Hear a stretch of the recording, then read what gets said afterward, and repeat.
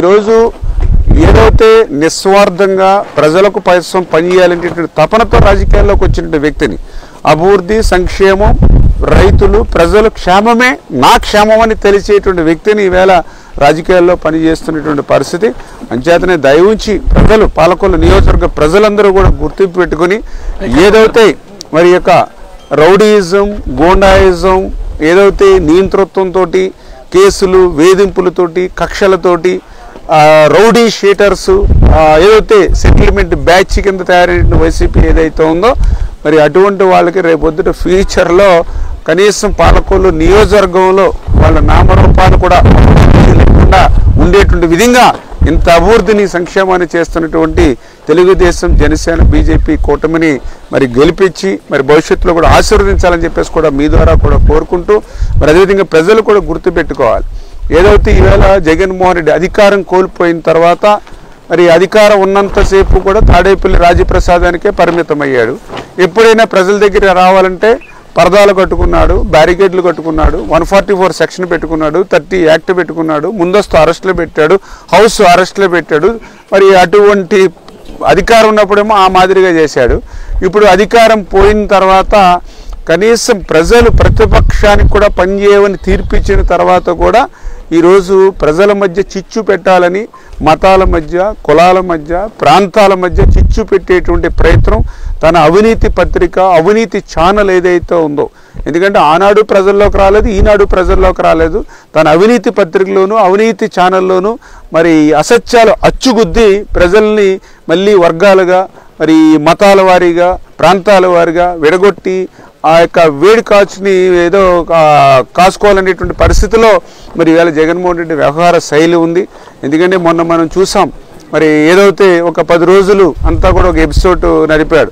ఏదైతే పాస్టర్ ప్రవీణ్ కుమార్ గారు మరి ఆయన యాక్సిడెంటల్గా చనిపోయారని చెప్పేసి సాక్ష్యాలన్నీ కూడా వరుస పెట్టి కనిపిస్తున్నటువంటి దశలో వారి కుటుంబ సభ్యులు సైతం ఆ యొక్క దర్యాప్తు పట్ల సంతృప్తిని వ్యక్తపరిచినటువంటి దశలో మరి ఈ యొక్క వైఎస్ఆర్సీపీ అవినీతి పత్రిక అవినీతి ఛానల్ మరి ఏదైతే ఆ యొక్క క్రైస్తవుల్ని రెచ్చగొట్టి ఆ యొక్క కులాల మధ్య మతాల మధ్య చిచ్చు పెట్టాలనేటువంటి ప్రయత్నం ఏ రకంగా చేసిందో మనందరం కూడా చూసాం.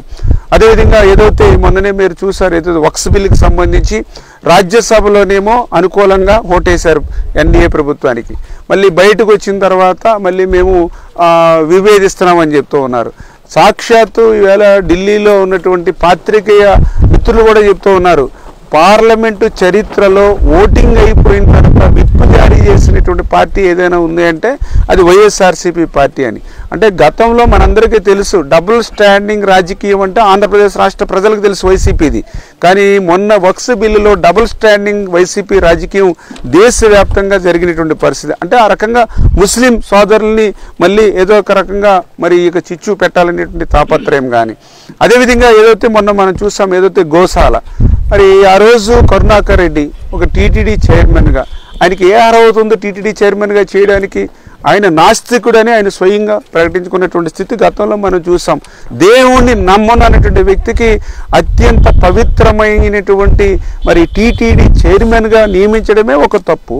ఆ టీటీడీగా చైర్మన్గా నియమించినటువంటి ఆ యొక్క ఎవరైతే కరుణాకర్ రెడ్డి చైర్మన్గా ఉన్నప్పుడు జరిగినటువంటి అవినీతి అంతా ఇంత కాదు.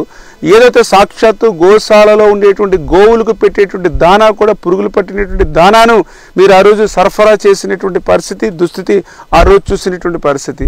మీరు ఆ రోజు చైర్మన్గా ఉండగానే అత్యంత పవిత్రమైనటువంటి నెయ్యి ఏదైతే ఉందో అది కూడా కల్తీకి గురైనటువంటి పరిస్థితి.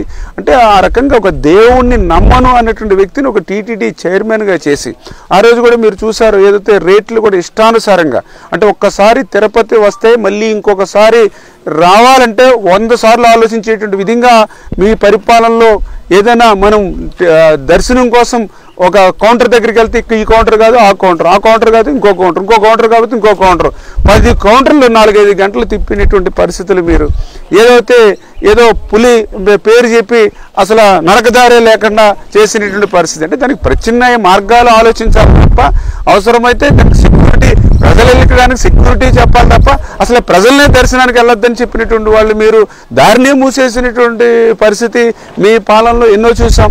వాటర్ బాటిల్ 20 రూపాయలు ఉంటే దాన్ని 80 రూపాయలు చేశారు. ఇంకా సాక్షాత్తు ఏదైతే అన్నదానం, సాక్షాత్తు తిరుమల కొండ మీద ఎంతో పవిత్రమైన అన్నదానం, ఆ రోజు మీరు కూడా మీడియాలో చూశారు. ఏదైతే తినలేక ఉడకని అన్నం పెడితే తినలేక విస్తరలు మరి మూసేసినటువంటి పరిస్థితి నేను కాదు, స్వయంగా మీ మీడియాలోనే మనం చూసినటువంటి పరిస్థితి. అంటే అటువంటి దుర్మార్గంగా ఆ రోజు మీరు తిరుమల దేవస్థానానికి టీటీడీ చైర్మన్ ఒక నాస్తికుడిని పెట్టి, నాస్తికుడు కూడా వాళ్ళ అమ్మాయి పెళ్లి ఏ సాంప్రదాయంలో చేశాడు వాళ్ళ అమ్మాయి పెళ్లి మీరందరూ కూడా చూశారు మీడియాలో. మరి ఈ రకంగా తిరుపతిలో ఏముంది, ఒక నల్ల రాయి అన్నటువంటి వాళ్ళు ఈరోజు టీటీడీ పవిత్రత గురించి మాట్లాడుతూ ఉంటే దెయ్యాలు వేదాలు వల్లించినటువంటి పరిస్థితి ఉంది.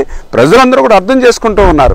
ఏదైతే వీళ్ళ అధికారం కోల్పోయినటువంటి స్థితిలో మళ్ళీ ఏదైతే ఆ యొక్క పీఠం ఎక్కడానికి కూడా ప్రజలకు సేవ చేయడానికి కాదు, 5 సంవత్సరాలు అంటే రక్తాన్ని తాగినటువంటి పులి మళ్ళీ రక్తాన్నే తాగుతుంది, అది పులి నైజం.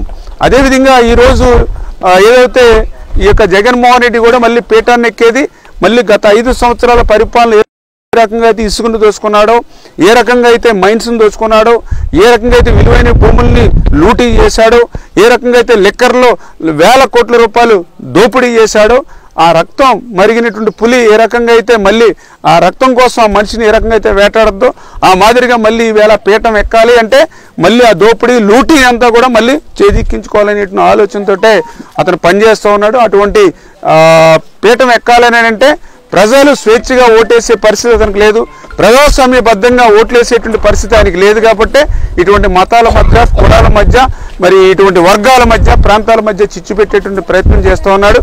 అందుకే ప్రజలందరూ కూడా అప్రమత్తంగా ఈ వైఎస్ఆర్సీపీ పార్టీ పట్ల ఉండాలని చెప్పి మీ ద్వారా అందరినీ కూడా కోరుతున్నారు. చూసారు కదండి, మరి ఈ వీడియో కనుక మీకు నచ్చినట్లయితే ఒక లైక్ కొట్టేసి మీ అభిప్రాయాన్ని కూడా కామెంట్ బాక్స్ లో తెలియజేస్తూ ఇలాంటి ఇంట్రెస్టింగ్ అప్డేట్స్ కోసం మా ఛానల్ ని సబ్స్క్రైబ్ చేసుకోండి.